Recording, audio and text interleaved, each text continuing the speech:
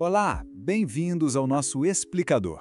Hoje a gente vai desvendar os segredos de um livro que, olha, foi escrito há quase um século, mas continua sendo uma ferramenta nossa super poderosa. Como fazer amigos e influenciar pessoas. E a gente vai ver que a habilidade mais crucial para o seu sucesso talvez, mas talvez mesmo, não seja nada do que você está pensando agora. Bora lá. Para começar, deixa eu te fazer uma pergunta bem direta. Pensa aí na sua carreira. O que você acredita que realmente define o sucesso?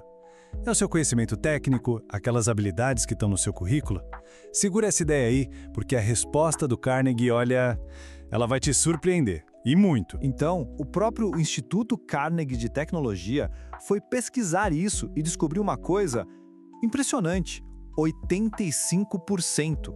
Para e pensa nesse número. 85% do nosso sucesso financeiro não vem da nossa capacidade técnica, vem do que eles batizaram de engenharia humana. E o que é isso? É a sua habilidade de lidar com gente, de se comunicar, de liderar, de criar conexões. É tudo sobre pessoas. E é aqui que mora o grande paradoxo, né? Se essa habilidade de lidar com pessoas vale tanto, por que é tão, mas tão difícil pra gente? Bom, segundo Carnegie, a resposta é até que simples. O nosso jeito natural de agir, o nosso instinto está completamente errado. E o nosso maior, o principal erro se chama crítica. Então vamos falar sobre isso, a futilidade da crítica. O primeiro passo, e talvez o mais importante de todos, é aceitar uma verdade que dói um pouco. Criticar simplesmente não funciona. Na verdade, é pior. Quase sempre o efeito é o oposto do que a gente quer. E o Carnegie usa um exemplo para provar isso que, olha, é impossível de esquecer. Escuta só essa frase. Debaixo do meu casaco há um coração fatigado, mas bondoso. Um coração incapaz de fazer mal a qualquer pessoa. Parece até a fala de um mocinho de filme, um herói que ninguém entende, né? Só que quem escreveu isso foi um dos criminosos mais perigosos de Nova York na época, o Tio Gun Crowley. E o mais inacreditável, ele escreveu isso enquanto trocava tiros com a polícia minutos antes de ser preso por assassinato. Então vamos entender. Esse cara, o Crowley, matou um policial a sangue frio e mesmo assim ele se via como uma vítima, um cara de coração bondoso. A sacada do Carnegie aqui é simplesmente genial. Ele diz o seguinte: se um assassino perigoso cercado pela polícia não consegue ver culpa nenhuma no que fez, que chance você tem de fazer seu colega de trabalho, seu cliente ou até seu filho mudar de atitude só na base da crítica? Nenhuma, né? E essa é a grande lição aqui. A crítica não leva a lugar nenhum. Por quê? Porque ela fere o orgulho da pessoa, ataca o senso de importância dela, e a única coisa que ela vai fazer é se defender, se justificar. Ela não vai pensar, preciso mudar. Não. Ela vai criar uma barreira, um ressentimento contra você. Então, se criticar é a receita para o fracasso, qual é a alternativa? O que a gente faz? E a resposta está aqui, nos 3 pilares da influência. Se criticar não funciona, o que funciona? O Carnegie propõe uma virada de chave, uma mudança completa de mentalidade. É como se a gente instalasse um novo sistema operacional para lidar com as pessoas baseado nesses 3 pilares. É uma abordagem que joga fora aquele instinto de criticar e coloca no lugar algo infinitamente mais poderoso. E o processo é super direto, em 3 passos. Passo 1, simplesmente pare. Pare de criticar, de condenar, de reclamar. Corta isso da sua vida. Passo 2, no lugar da crítica, coloque o elogio. Mas atenção, um elogio honesto, sincero. E o passo 3, que para mim é o que muda o jogo, desperte na outra pessoa um forte desejo. A grande sacada é essa: a conversa tem que ser sobre o que ela quer e não sobre o que você quer. Agora, você pode estar pensando, ok, isso soa muito bonito na teoria, mas e na prática, funciona mesmo?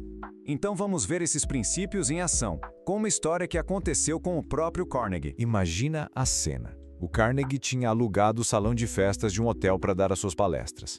Já tinha vendido todos os ingressos, tudo pronto, e aí, do nada, o gerente do hotel avisa: a propósito, o aluguel vai subir 300%. O que você faria? Iria brigar, reclamar, processar? Bom, o Carnegie decidiu fazer algo bem diferente. ele decidiu usar os seus próprios princípios. Como eu disse, a nossa reação instintiva seria partir para a briga, né?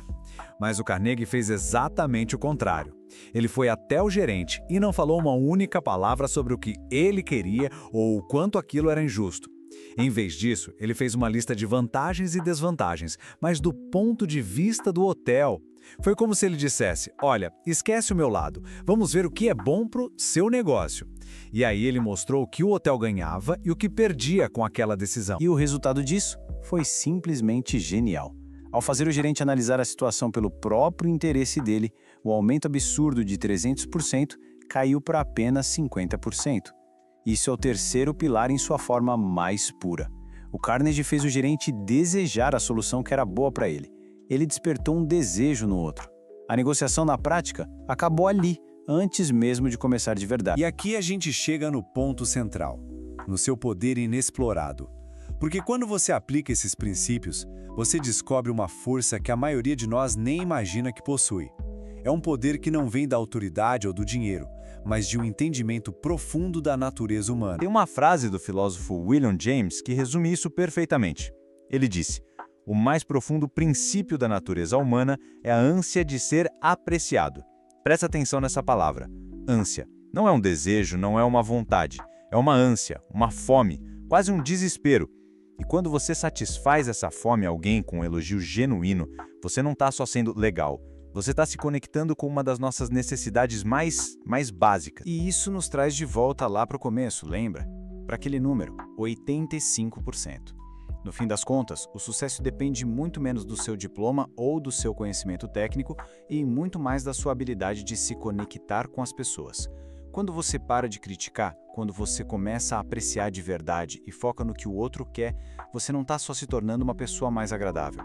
Você está, de fato, se tornando muito mais influente e eficaz em tudo que faz. Então, a grande questão que fica agora não é se esses princípios funcionam.